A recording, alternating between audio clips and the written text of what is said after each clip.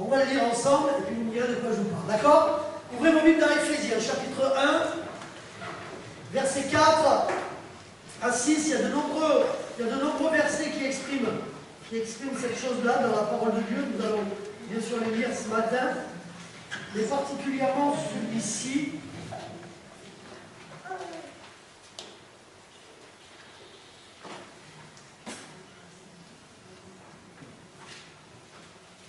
Verset 3, tiens, pour commencer.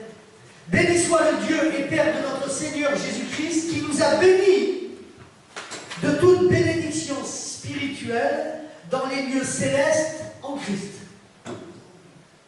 Waouh! Déjà tout un programme, hein? En lui, donc en Christ, Dieu nous a élus avant la fondation du monde, pour que nous soyons saints et irréprochables.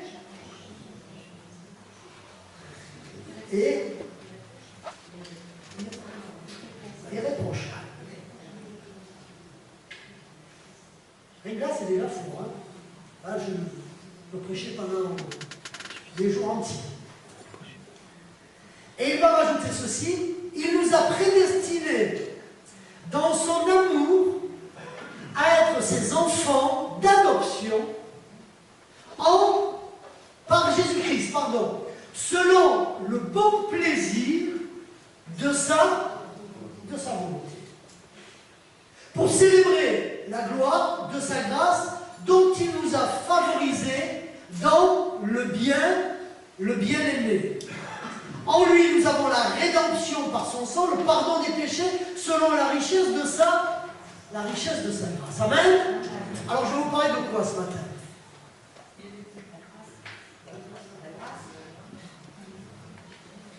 D'une grâce dans la grâce. C'était marqué dans le texte. De l'adoption. On sait que dans le processus du salut, d'accord, il y a 4 étapes que tout chrétien évangélique devrait connaître. Je ne vais pas vous offenser ce matin à essayer de vous les demander, je toucherai encore le bon de la grâce, mais je vais essayer simplement de vous amener à cette compréhension.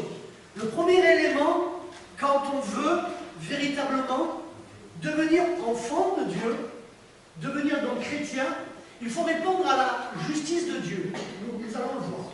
Puis, lorsque nous avons revêtu la justice de Dieu, donc nous avons accès au Père à nouveau, nous avons une relation avec le Père, et là, bien souvent déjà, de nombreuses confusions se font en rapport de ce rapport-là. On pense tellement souvent qu'il dépend de nous, alors qu'il ne dépend que de Dieu.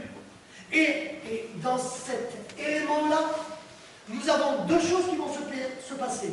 Dieu va commencer à régénérer votre vie, votre être intérieur. Ce que vous étiez avant va se transformer à une nouvelle identité chrétienne. Et vous allez vivre cela par le fait de l'adoption. Un esprit d'adoption, hein, il est dit dans Romains, un esprit qui crie Abba Père, un lien filial s'établit. Dieu devient ton Père et toi tu es enfant du Père. Et ça, rien, c'est bien, on commence déjà à vous le mettre dans la tête, rien ne pourra venir enlever cette chose-là. Rien, si vous relisez ce qu'on vient de lire, rien, si ça vient bien de Dieu, ne pourra enlever le fait que vous êtes son enfant. Et seulement à ce moment-là, nous allons rentrer dans la 4e étape, donc ce que ces hommes, ces femmes vont faire au mois de juin, c'est-à-dire vient le moment du baptême. Et le baptême, c'est l'entrée dans l'Église, c'est l'entrée dans le chemin de la sanctification. Je suis appelé hors d'eux pour vivre une vie à travers la foi et le service. Dans ces 4 étapes, ce qui m'importe ce matin, c'est que vous compreniez ce qu'est devenir enfant de Dieu à travers ce que nous avons en Jésus-Christ. Qu'est-ce que l'adoption? Si on prend la définition, c'est devenir l'enfant de quelqu'un par un acte légal. C'est devenir l'enfant de quelqu'un par un acte légal. Et ce qui est vrai humainement est aussi vrai spirituellement. Il a fallu qu'il y ait un acte légal, la croix du calvaire, pour que nous puissions devenir enfants de Dieu. Et c'est ce que ce texte dans Éphésiens nous dit. Nous qui sommes nés d'en haut, nous qui ne faisons qu'un avec le Christ, nous qui avons été choisis, prédestinés, élus dès la fondation du monde, par Christ, en Christ, alors nous sommes déjà, écoutez bien, bénis de toutes les bénédictions spirituelles qui sont en Christ. Écoutez bien ce que je suis en train de vous dire. Il y a plein de gens qui croient que Dieu a des chouchous. Il y a plein de gens qui regardent les autres en pensant qu'ils sont plus privilégiés spirituellement que d'autres. Eh bien, ce passage d'Éphésiens qui est un passage d'un discernement, d'une clairvoyance incroyable sur le plan, la volonté de Dieu, comment elle s'accomplisse dans nos vies, nous révèle que toi, comme moi, que chacun d'entre nous s'accomplisse en Jésus-Christ, par Jésus-Christ, parce que nous sommes nés des choses d'en haut. Et pour naître d'en haut, à un moment donné, Dieu, de manière égalitaire, nous a donné l'œuvre de la croix, l'œuvre expiatoire de la croix, à savoir un homme, un Dieu qui s'est fait homme en Jésus-Christ, qui a été parfait et qui a pris le péché, ton péché, mon péché, nos péchés, et qui nous a fait devenir, écoutez bien ce que dit la Bible, en lui, Dieu nous a élus, il t'a élu, il m'a élu, dès la fondation du monde. C'est pas ton choix, c'est son choix. Il t'avait élu, à toi, pour que nous soyons saints et irréprochables.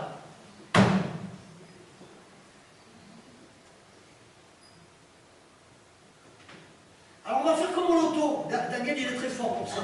On va tous se lever. Levez-vous tous.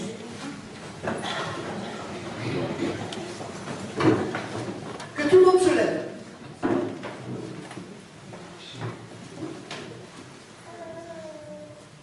Que tout le monde est debout. D'accord. Reste debout ceux qui pensent être saints et irréprochables dans leur vie. Les autres, vous pouvez vous asseoir.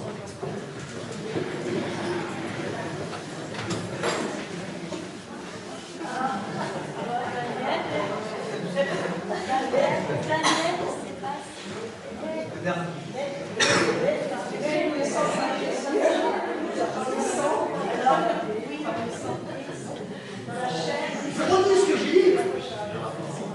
Ceux qui se croient saints et irréprochables. Par Jésus-Christ, oui. Nous sommes lavés par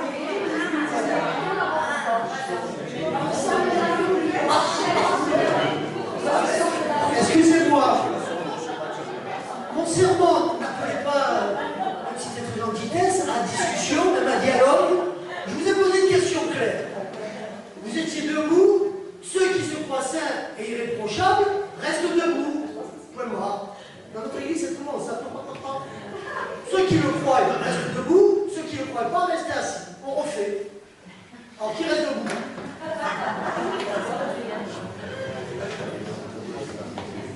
D'accord. Maintenant, tout le monde peut s'asseoir. Merci. J'ai vu quelques personnes qui se sont levées, mais il y en a pas dans le bureau. Hein.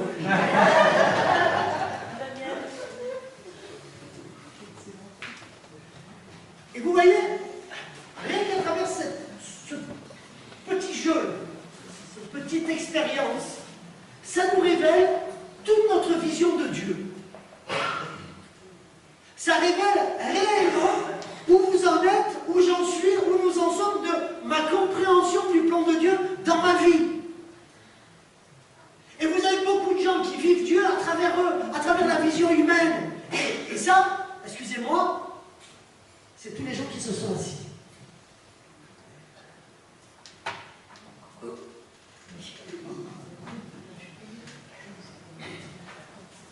Reprenons ce qui est dit. En lui, Dieu nous a élus. Dieu, c'est pas toi, c'est pas ton choix, c'est pas ta vie. Toi, tu es errant sur cette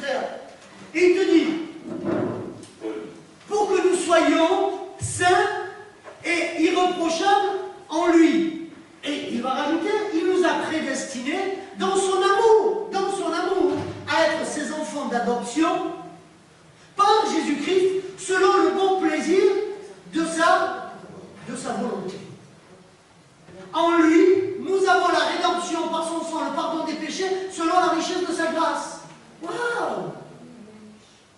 Ah! D'accord, on comprend mieux. On comprend mieux.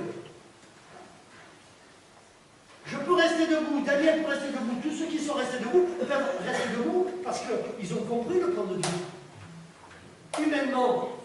Humainement, moi le premier, et vous qui me suivez derrière, on est tous sauf saints et irréprochables. Puisque la Bible, elle est claire, elle dit tous ont péché et sont privés de la gloire de Dieu. Tous. Tous. Vous ne retrouvez pas dans la Bible des hommes, des femmes qui étaient parfaits, mais des hommes et des femmes qui ont compris le plan de Dieu, qui ont compris, excusez-moi, la grâce de la grâce. Qu'est-ce que c'est être enfant de Dieu? Et être enfant de Dieu, mes amis, c'est ce que nous allons voir à travers 5 verbes pour nous faire comprendre qu'à travers l'acte légal, Dieu nous a élus dès la fondation du monde. Alors, si je suis saint et irréprochable en Dieu, pourquoi me culpabiliser? Pourquoi avoir peur? Pourquoi douter du lendemain?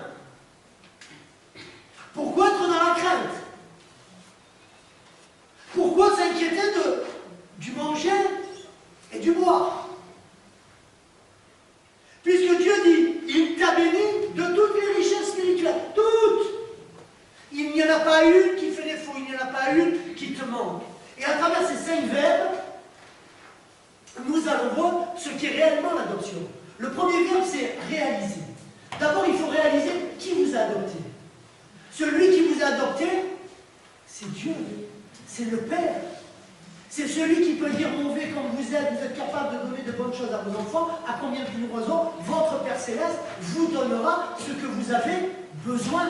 Il n'y aura rien qui ne manquera à ta vie, il n'y a rien qui ne puisse être le fruit du hasard, puisqu'il t'a élu, toi, son enfant, dès la fondation du monde. Et qu'est-ce qui peut nous prouver cet acte-là? Alors on va le relire dans Jean, chapitre 1, verset 12.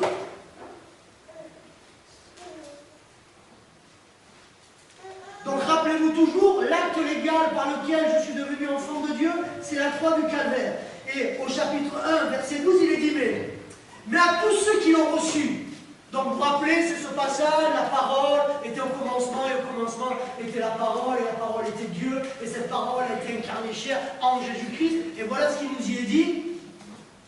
Mais à tous ceux qui l'ont reçu, à ceux qui croient en son nom, elle a donné le pouvoir de devenir enfants de Dieu, écoutez bien, lesquels sont nés non du sang, ni de la volonté de la chair, ni de la volonté de l'homme, mais de Dieu. C'est pas ta volonté.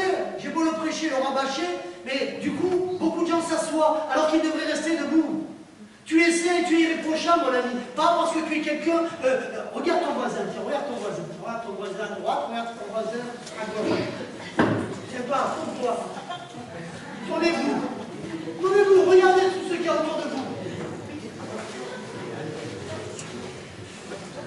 Delphine, ne te trompe pas, il y a le mieux derrière. Mais écoutez-moi.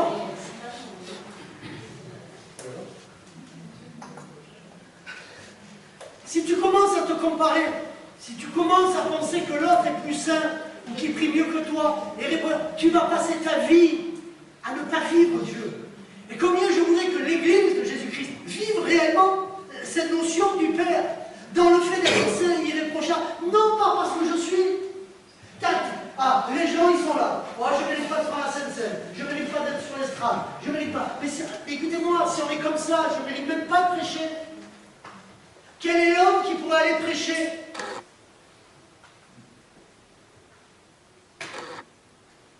Quel est l'homme qui est saint, qui est irréprochable? Quelle est la femme dans cette salle qui est sainte et irréprochable dans tout ce qu'elle est? Qui peut aller dans votre cerveau?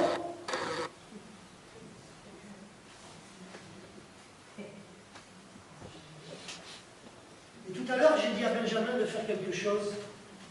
J'ai dit, Benjamin, c'est la Sainte-Seine.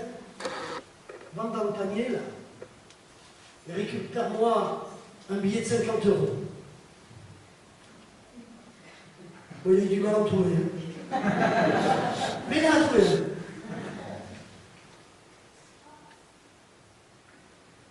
Vous regardez, ne vous inquiétez pas, je vais le remettre après. Hein. Qui veut ce billet de 50 €?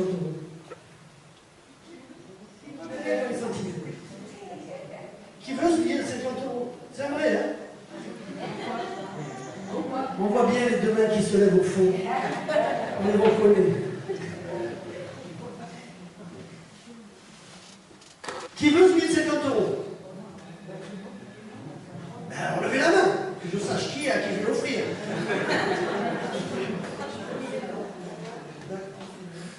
Si maintenant ce billet, je le froisse comme ça. Qui le veut?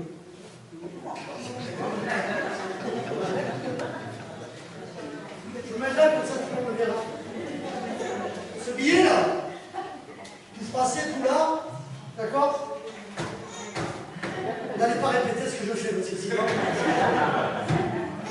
Je vais le piétiner, je vais le fouler. Qui en veut? D'accord. Je le fais symboliquement, je ne le fais pas.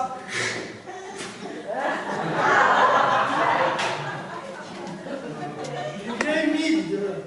Il y en a qui paieraient pour ma salle. Mais bon, c'est autre chose.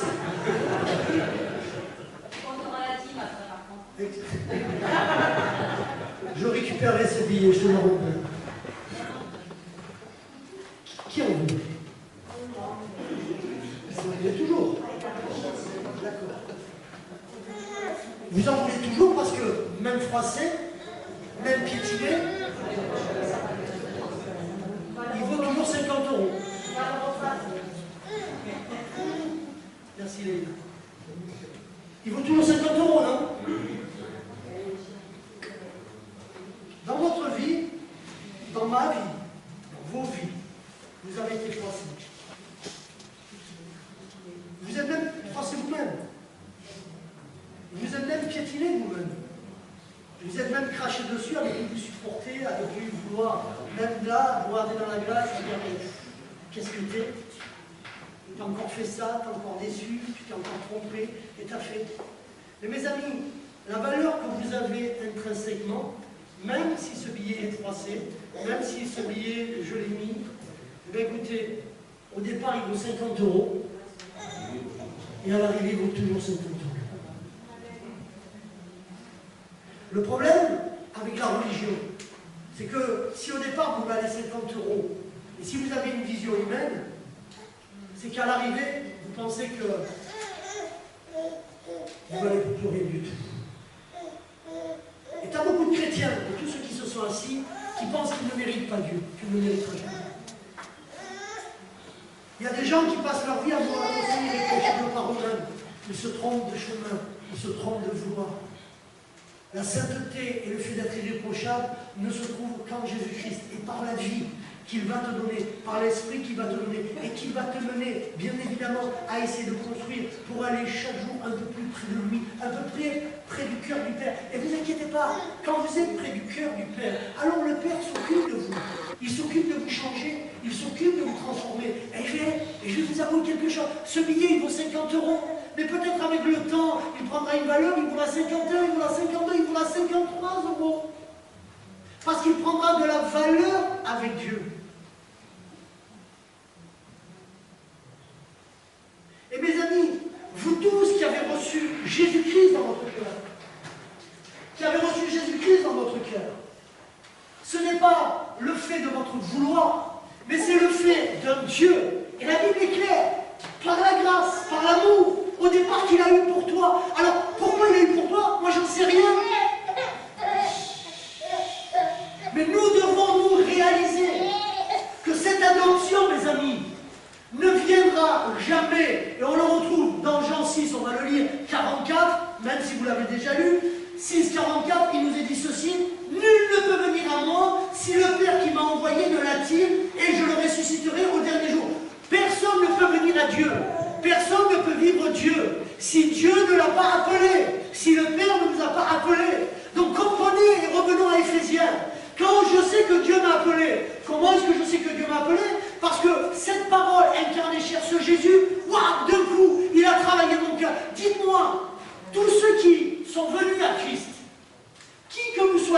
stade. Vous verrez que si vous êtes devenu enfant de Dieu, vous êtes arrivé dans un état, et Dieu vous a changé, Dieu vous a transformé. Vous pouvez attester, et vous êtes l'attestation, le testament vivant, que la parole incarnée chair est une vérité.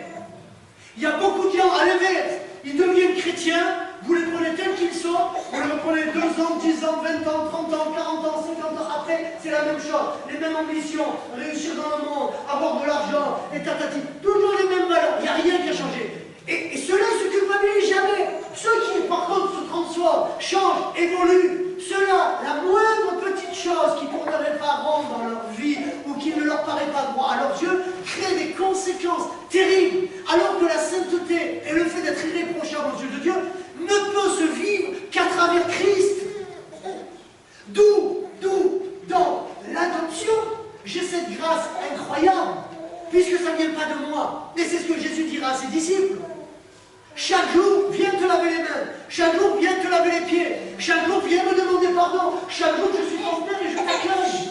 Je suis le Père qui t'a béni de toutes les bénédictions spirituelles en Jésus-Christ. Ce matin, qu'est-ce que je vous ai fait faire? Je vous ai fait venir simplement au pied de la croix, déposer au pied de la croix, revenir à qui? À Jésus-Christ avant de louer, pour que Jésus puisse accomplir et vous bénir de ce que Dieu vous a déjà accompli, vous, ses enfants spirituels, vous qui l'avez accepté par l'acte légal que Jésus-Christ a payé sur la croix du Calvaire, vous puissiez vivre pleinement dans cette dimension-là. Et nous devons à nouveau, en tant que chrétiens, réaliser l'œuvre de Christ, réaliser qui est Christ, réaliser qui est ce Père et à quel prix il vous a racheté. Donc, Dieu m'a racheté. Comprendre. Le problème de la plupart des gens, ils se posent cette question-là. Dieu, pourquoi tu m'as choisi?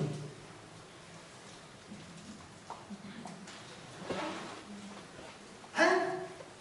C'est une question fondamentale chez le chrétien. Alors, quand vous avez la bouteille, tu ne la poses plus. Mais, tu as un long cursus, tu passes ton temps, mais pourquoi tu m'as choisi?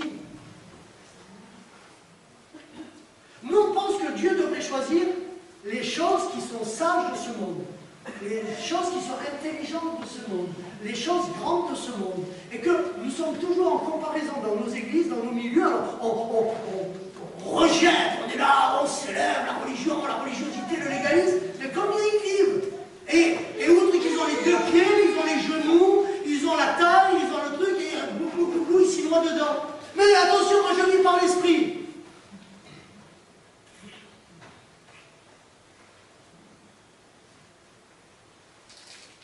Où est l'esprit? Quelqu'un ce matin qui me disait, si je me permets de le dire, depuis que je suis revenu, alors je sens la vie. Je sens la vie de Dieu en moi. Il y a beaucoup de gens, ils ont Jésus en eux, mais ils n'ont pas de vie. Il y a beaucoup de gens qui fréquentent des églises, mais ils n'ont plus de vie. Venez où on était hier, cette choupinette. Elle m'a dit que ça, on a le même Dieu. Moi, j'ai dit, on ne va pas commencer à rentrer là-dedans, parce que sinon... J'ai dit, bien sûr. Wow. Et t'as plein de gens comme ça qui se convainquent. L'important, mes amis, c'est pas de vous poser la question, pourquoi Dieu t'a choisi? Écoutez bien ce que je vais vous dire, ça va vous décevoir. Hein. Il t'a choisi comme il m'a choisi. Vous voulez vraiment savoir? Parce que soit vous êtes petit, soit parce que vous êtes fou, il y en a qui se connaissent, parce que tu es mesquin. Parce qu'en fait, dans ton regard à toi, comme dans ce billet, tu t'es tellement déçu que, waouh, le regard de Dieu dans ta vie, et ce que Dieu a besoin, c'est ce que Paul réalisera, c'est quand je suis faible, qu'alors je deviens fort, je me dépends et je ne compte que sur ce lien filial d'appartenance à Dieu. Ma sainteté, elle est en Dieu. Mon irréprochabilité, elle est en Dieu. Le fait. Et dans nos milieux, on passe le temps à se comparer. Oh, t'as vu ce qu'il a vécu, t'as vu ce qu'elle a fait, t'as vu ce qu'on fait, t'as vu les tombés, t'as vu quelle erreur là, et t'as vu celui-ci, et t'as vu celui-là. Il s'est trompé. Non, mes amis, à un moment donné, il y a une erreur qui s'opère et nous devons non plus nous poser la question pourquoi Dieu m'a choisi. Dieu ne regarde pas, Dieu n'agit pas les choix de Dieu ne sont pas tes choix. Nous, on aurait choisi plein d'autres personnes, les disciples de Matthieu, lui, il les a choisis comme ça. Ça le regarde. D'accord? Et au lieu de poser la question pourquoi je le mérite, et si tu décidais plutôt, et on va le voir à la fin, ça, de comprendre et de le vivre. Donc, la plupart des gens se posant la question sont toujours en train de se demander pourquoi Dieu les a choisis. Mais, puisque, écoutez bien, si on reprend le texte que je vous ai lu, et on va en lire d'autres, si je reprends au début, le monde, il n'existait pas, que Dieu t'avait déjà choisi.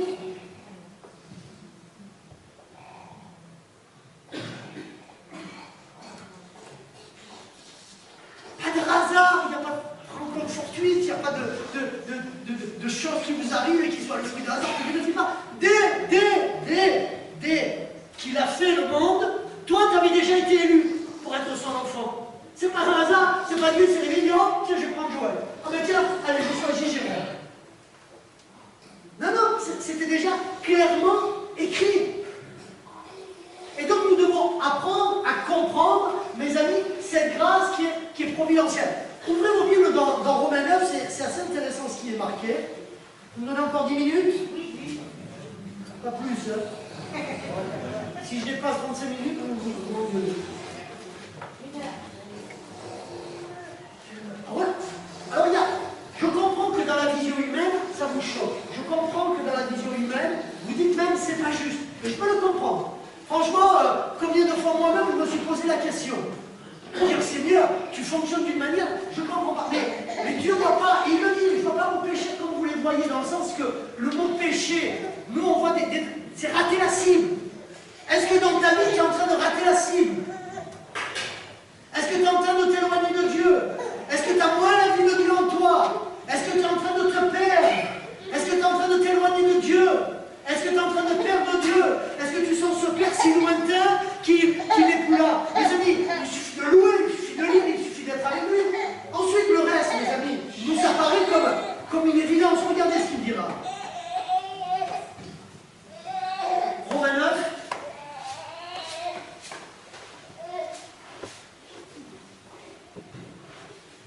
On va commencer à lire pour qu'ils comprennent bien. C'est-à-dire que ce ne sont pas... On va commencer au 6, comme ça ils comprendront vraiment mieux. Ce n'est point à dire que la parole de Dieu soit restée sans effet, car tous ceux... Écoutez bien, parce que là aussi sur Israël, ça va permettre de rectifier aussi. Car tous ceux qui descendent d'Israël ne sont pas Israël. Vous voyez, souvent on interprète la Bible, mais on ne la comprend pas. Tous ceux qui descendent d'Israël, donc tous ceux qui se disent israéliens, Dieu dit lui, ils ne sont pas tous Israël, avec un grand I. Ça veut dire qu'ils ne sont pas tous mon peuple. Hein. Attention aux amalgames. Et regardez, et bien qu'ils soient de la postérité d'Abraham, ils ne sont pas tous ses enfants. Voilà, j'en perds quelques-uns. Là, je vous choque. C'est la parole qui vous choque, moi je fais que la lire. Hein. Mais il est dit, écoutez bien, en Isaac, tu auras une postérité appelée de ton nom. Ah, en Isaac! Ah, en Isaac! Isaac, postérité, celle qui doit venir ensuite de Judas pour que Jésus, c'est celle-là. Tous ceux qui auront accepté Jésus-Christ. Sinon, être juif ou être ceci ou cela n'a jamais sauvé personne. Hein.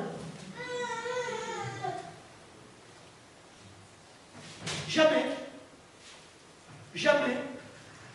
Et tous ceux qui sont en Israël, même si c'est le peuple d'Israël, et qui continuent dans leur légalisme, dans le judaïsme et tout ça, ils peuvent se dire israéliens, c'est pas pour autant qu'ils sont sauvés. Maintenant en Israël, ceux qui sont juifs, messianiques, acceptant Jésus-Christ, comme nous l'avons lu, alors ceux-là, ils sont sauvés. Amen, alléluia, et qu'il y en a encore beaucoup. Je peux dire amen, hein, c'est pas Jésus. Et venons dans ce qui m'intéresse. C'est-à-dire que ceux qui ne sont pas les enfants de la chair, qui sont... c'est-à-dire que ce ne sont pas les enfants de la chair qui sont enfants de Dieu. C'est ce que je viens de vous dire. D'accord? C'est pas parce que tu es israélien, que, donc enfant de la chair israélien, que pour autant tu es enfant de Dieu. C'est deux choses différentes. Mais que ce sont les enfants de la promesse qui sont regardés comme la postérité. Voici en effet la parole de la promesse. Je reviendrai à cette même époque et Sarah aura un fils. qui conçut seulement d'Isaac notre père. Et écoutez bien, et lisez maintenant. Car les enfants n'étaient pas encore nés, les enfants n'étaient pas encore nés, et il n'avait fait ni bien ni mal, afin que le dessein d'élection de Dieu subsiste sans dépendre des œuvres et par la seule volonté de celui qui appelle. Et je comprends que vous puissiez dire c'est injuste.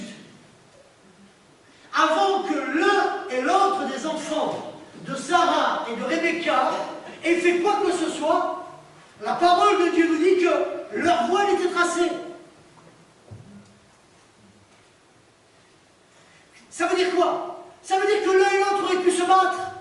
L'un et l'autre auraient pu reparaître plus spirituel, ou plus ceci, ou plus cela.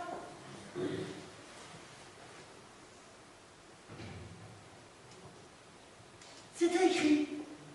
Et ça, les gens, j'ai beau leur dire, ils ont du mal à le vivre, ils ont du mal à en prendre conscience, ils ont du mal à réaliser. Et pourtant, quand vous réalisez cette chose-là, est-ce que réellement faire confiance à Dieu, c'est pas ça?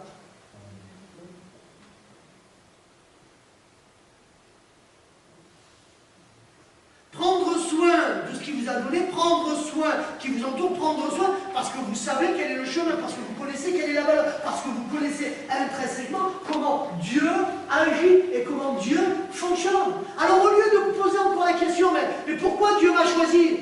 Il n'y a rien en toi qui le méritait, il n'y a rien en moi qui le mérite. Souvent on regarde les pasteurs, oh là là, quel homme, mais rien du tout, que Mimi quoi. C'est mignon que Mimi. Elle vient d'où c'est alors, hein? Mais, waouh! Et là, on est là, des échelles de valeur, celui-ci, celui-là. Mais mes amis, c'est le choix de Dieu. C'est le choix de Dieu. Pourquoi il a préféré Isaac? On ne sait pas. Pourquoi il y a eu, après les enfants d'Isaac, une embrouille alors que tout était établi dans la loi? Pourquoi il va prendre le plus jeune et repousser Ésaïe? On ne sait pas. C'est le plan de Dieu, c'est le choix de Dieu. Avant que l'un et l'autre aient fait le bien ou que l'un ou l'autre ait fait le mal. Et si vous alliez plus loin, vous le lirez chez vous, vous allez voir jusqu'où ça mène, la manière de comprendre et d'apprendre Dieu. Donc nous avons besoin de comprendre, mes amis, après avoir réalisé l'adoption, la comprendre. Ok, je comprends que cela vient de Dieu, que je suis né d'en haut, que ça appartient de Dieu. Et selon le bon vouloir de Dieu, je dois, moi, essayer de vivre en acceptant cette force, en acceptant cette réalité, en acceptant finalement, intrinsèquement, ce que vous êtes. Et du coup, quand on est ce que l'on est, on n'a plus de rôle. Il n'y a plus besoin de faire de faux semblants dans les églises. Il n'y a plus besoin de paraître. Moi, combien, je vous assure, hein, en 16 années, combien on m'aura demandé de jouer au pasteur? Je me rappelle d'avoir dit à un pasteur, c'est choquant de dire des choses comme ça, je vous l'accorde, j'étais plus jeune, un peu plus insolent. Je me suis calmé. Mais à un moment donné, il me parle comme ça, on est dans la voiture, c'était Michel Ballon. J'ai dit, mais Michel, t'as pas encore compris, je ne suis pas l'un des vôtres. Voilà. Je ne fonctionne pas comme vous fonctionnez. Je n'agis pas comme vous agissez. C'est-à-dire que le pasteur, il doit avoir un langage mielleux. Il doit caresser tout le monde dans le sens du poil. Quand les gens font mal, parce qu'il faut leur dire c'est bien, maintenant, ça c'est joué. Ça c'est joué. Quand vous êtes responsable d'une église, alors vous êtes responsable d'une église. Et vous faites les choses comme un responsable doit les faire. Ça plaît, ça les plaît, c'est pas mon souci. Ça regarde chacun vis-à-vis de Dieu. Et de voir en rapport de Dieu ce qui est. C'est là. Et comme on joue des rôles, tu vas dire, ouais, super, je vais bien. Les mecs qui sont au fond du trou, ouais, mais il dit, il faut dire que je vais bien. Alors tout le monde dit, non, je vais bien. D'accord? Et regardez, même dans les églises, comment tu vas? Je vais mal. Ah bon? Ah bon, bah, tout va bien. Non, mais c'est énorme, c'est énorme. Vous avez des gens qui disent, ton compte, celle-là, elle m'a tiré la gueule ou elle m'a pas dit bonjour. Oh, il s'approche jamais. Mais tu sais si elle n'est pas malade, tu sais pas s'il est malade, tu lui as parlé 5 minutes. Et on juge comme ça, on joue des rôles. Et quand vous trouvez des gens rôle dans l'église, alors cela, mon Dieu, ben, pasteur, c'est pas un rôle, c'est pas un jeu. Vous comprenez? Et quand tu as compris que l'adoption, que tu es enfant du Père, ben, comme dans toute famille, il y a plusieurs sortes d'enfants. Il y a celui-ci qui a tel caractère, il y a l'autre qui a telle personnalité. Et moi j'ai la mienne, vous avez la vôtre, je la respecte, mais hors de question qu'on ne respecte pas la mienne. Ben oui, pourquoi ça serait... le pasteur, lui, il doit respecter tout le monde. Mais comme le billet, il doit se faire piétiner par tout le monde. Vous trouvez ça juste, vous? Lui, le pasteur, il doit prévenir si un jour il se trompe de l'horaire. Si vous avez le nombre de gens qui m'ont donné des rendez-vous qui ne sont jamais venus, le nombre de gens qui vous disent au dernier moment, ben, je ne serai pas là, et moi si je fais ça, on dit, oh, c'est un scandale, c'est un pasteur. Pourquoi vous auriez le droit et moi, je n'ai pas le droit? Vous voyez comment on peut s'amuser comme ça et on peut rentrer à jouer des rôles, alors que si tu comprends, mes amis, si tu comprends l'adoption, alors tu as ton père, tu sais qui t'aime, tu sais que tu es né d'en haut, et donc tu vis sereinement. J'aimerais aller voir un peu plus loin. Le fait de comprendre, bien évidemment, nous fait comprendre quelle est l'étendue de cet amour pour nos vies, pour nos cœurs, et nous permet d'aller loin. Mais je voudrais aller plus loin. Le troisième verbe, après celui de réaliser et de comprendre, c'est se saisir. Se saisir. Vous le retrouvez dans Romains 8, on va le lire, 8, 14.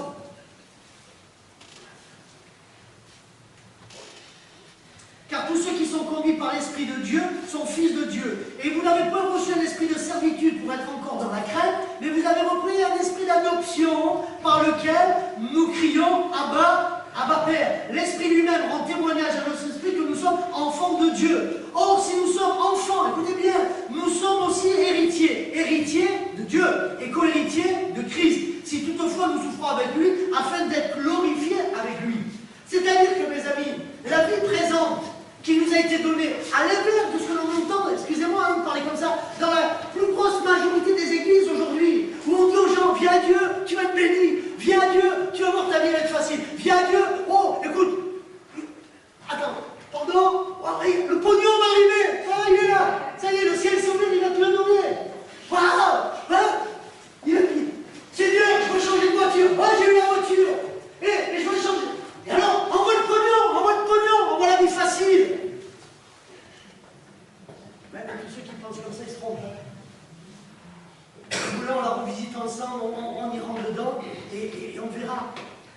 Ça, c'est pas chrétien. Mais par contre, il te dit, ah, saisis-toi des promesses de Dieu. Regardez, on passe notre temps à essayer de s'améliorer soi. Mais qui, en contrepartie, se saisit des promesses et de l'héritage que Dieu lui a donné. Par exemple, je vais juste vous donner un héritage, des bénédictions spirituelles. Si on reprenait la grâce, dans la grâce c'est l'adoption, mais la grâce à elle-même. Écoutez, moi je suis sidéré que nous sommes des églises évangéliques qui vivent pour la grâce, mais on ne la vit pas la grâce. On ne la vit pas la grâce. Soit c'est un amour humaniste où on ne comprend rien. Alors il faut pardonner à tout bout de champ, il faut pardonner n'importe qui, t'as une mauvaise tombe d'un panier, il faut la garder. Enfin, c'est tout à l'envers. Même Jésus n'a pas agi comme ça, mais c'est pas grave. Et à l'inverse, la vraie grâce, celle que nous devons vivre tous les jours, les gens ne la vivent pas. Donc, être capable de vivre le pardon. Parce que je comprends que je suis imparfait, que ma sainteté, mon irréprochabilité, elle est en Christ. Et donc, chaque jour, pourquoi j'établis un culte, un moment avec Dieu? Parce que j'ai besoin de cette sainteté. J'ai besoin d'être irréprochable. Mais pour ça, il faut que je m'approche de Dieu. Il faut que je m'approche du trône de la grâce. Comment? Et c'est ce qui manque au peuple de Dieu aujourd'hui. L'humilité et la repentance. Est-ce que je me tromperai en vous disant ça? Dites-moi, quand Dieu donne la parabole à travers Jésus-Christ du péager et du pharisien, le pharisien, il représente qui? Tous ceux qui se sont assis, tous ceux qui sont légalistes, tous ceux qui pensent qu'ils sont adoptés parce que leur vie, moi je fais, moi je donne, moi j'accomplis. Et l'autre, il vient tous les jours parce qu'il est péager, s'humilier devant Dieu en disant « Sors-moi, pauvre pécheur, je ne te mérite pas », il n'ose même pas lever la tête. Et Jésus va dire des deux, le qui est reparti, justifié, donc régénéré et adopté, vraiment fils de Dieu, né d'en haut, il dira le péager. Il n'a pas dit les deux. Il n'a pas dit les deux.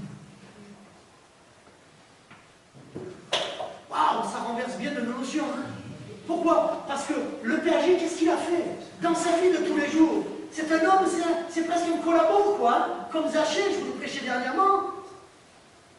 Mais on sait leur vie derrière, ce qu'ils faisaient comme pour Zachée.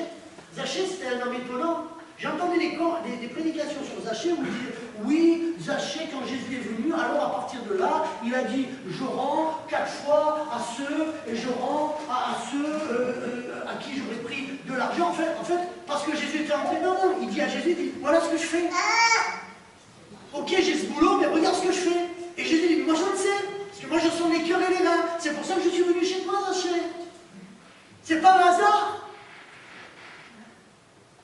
Nous, on se fie à l'apparence. Ah bon, aujourd'hui j'ai bien fait, demain j'ai mal fait, donc demain, donc, puisque j'ai mal fait, je mérite le pouvoir de Dieu, et aujourd'hui j'ai bien fait, donc je mérite la bénédiction de Dieu. Et ça ne marche pas comme ça. Et se saisir des promesses, c'est ça. Quelle est la promesse? Il dit, tout enfant de Dieu, qui est né de Dieu, qui se repent, qui s'humilie devant Dieu, alors il s'approche de Dieu. Bien sûr, chaque jour, il évolue avec Dieu. Chaque jour, il grandit avec Dieu. Mais il y a tellement de domaines où vous devez grandir. Prenez l'héritage, notre héritage. Regardez, dans l'Église, on devait manifester 9 dons. Quelles sont les églises dans le monde qui manifestent les 9 dons? On est tellement centré sur nous, sur notre petite perfection. Comment mettre des dons au service des autres? Tellement on est centré sur le bien. Donc, si tu arrives au culte, tu es là,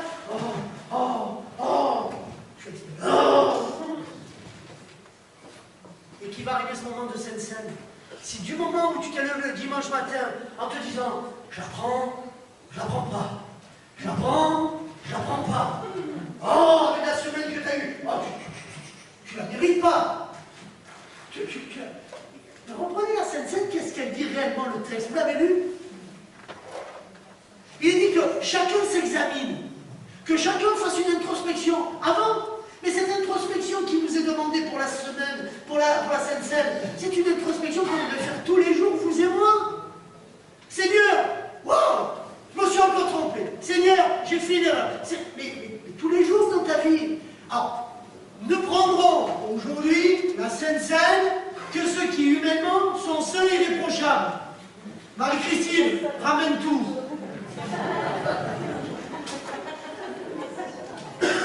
Ramène tout.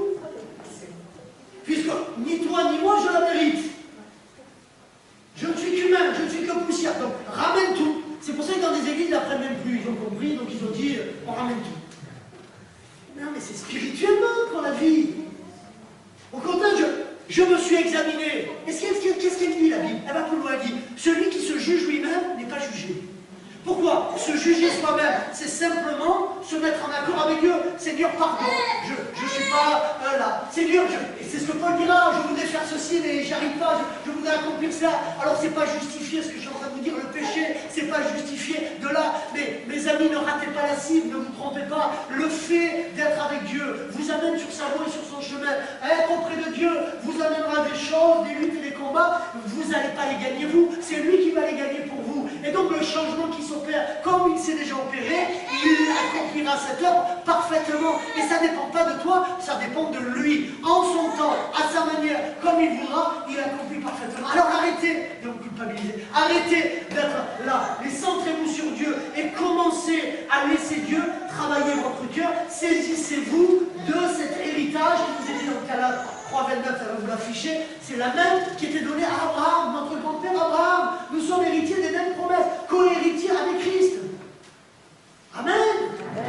Vous n'arrivez pas à comprendre, se saisir, rentrer et vivre seront les derniers. Rentre et vis. Rentre dans l'adoption. Rentre réellement dans cet acte légal. Et laisse ton père être ton père.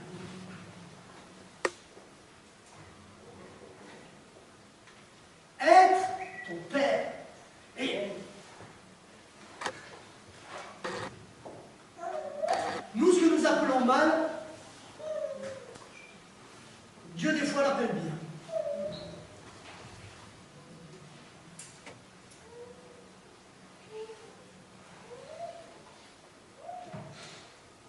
Vous trouvez que c'est bien, vous, de choisir un homme qui faisait le mal?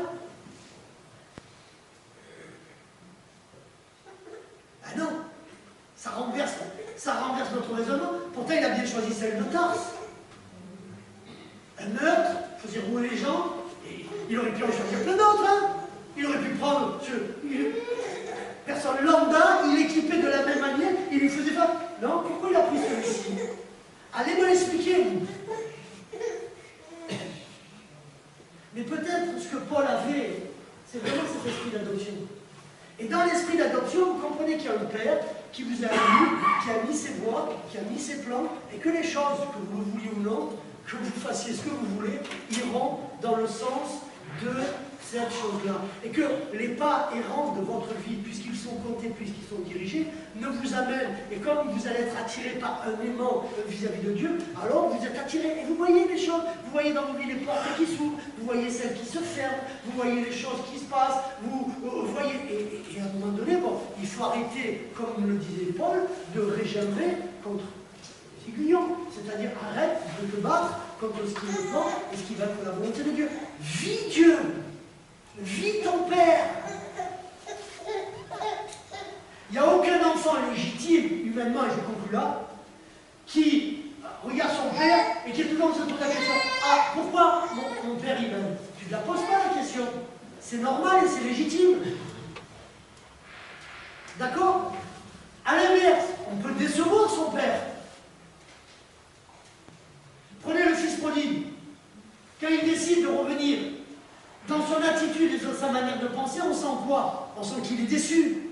Il pense que le père a été déçu. Et souvent, on pense à la place de Dieu. Souvent, on pense à la place de l'autre. Donc, le fils prodigue décide de revenir à la maison. On est d'accord? Et là, il ne sait pas trop. Voilà, il fait des plans. Par contre, quand son père apprend que le fils revient, c'est quoi son attitude?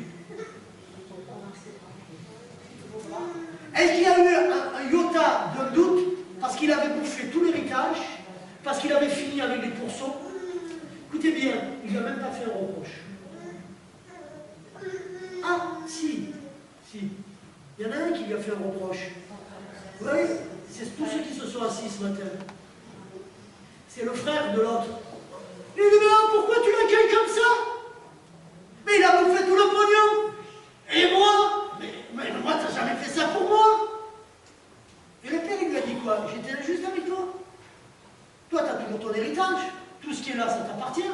Ton frère, il a déjà bouffé l'héritage. Je ne veux pas lui redonner, il a bouffé le sien. Mais c'est mon enfant.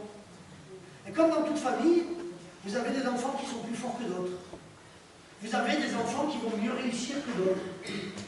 Mais ça n'empêche que ça reste des enfants. Et tel enfant aura tel destin, et tel autre aura tel destin. C'est pas que l'un destin soit meilleur que l'autre, mais c'est qu'à l'arrivée, et cette arrivée-là, si Dieu vous a élu de la fondation du monde, quel que soit votre pèlerinage terrestre, c'est un pèlerinage, écoutez bien, de bénédiction. Donc vous êtes bénis de toutes les richesses spirituelles du Christ.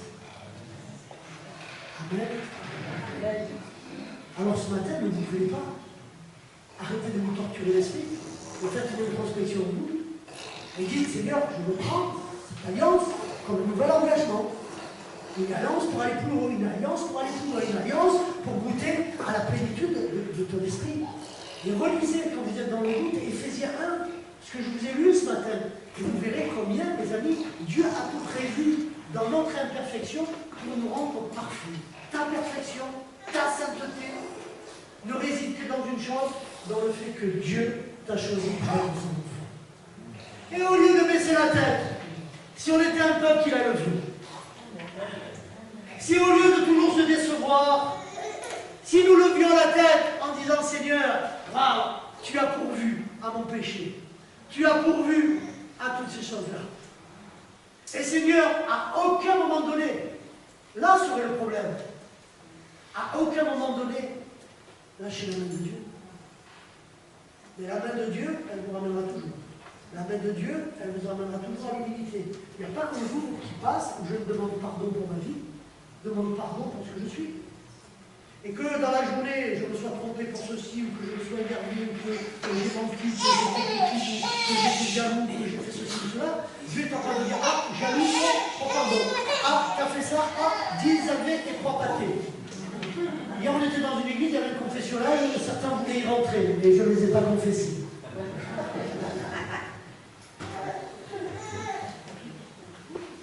Dieu ne marche pas comme ça. Dieu ne marche pas comme ça. Tu es son enfant et il prendra soin de toi. Amen. Tu passes par un moment difficile, ok, mais Dieu est là et Dieu prend soin de toi. Il va.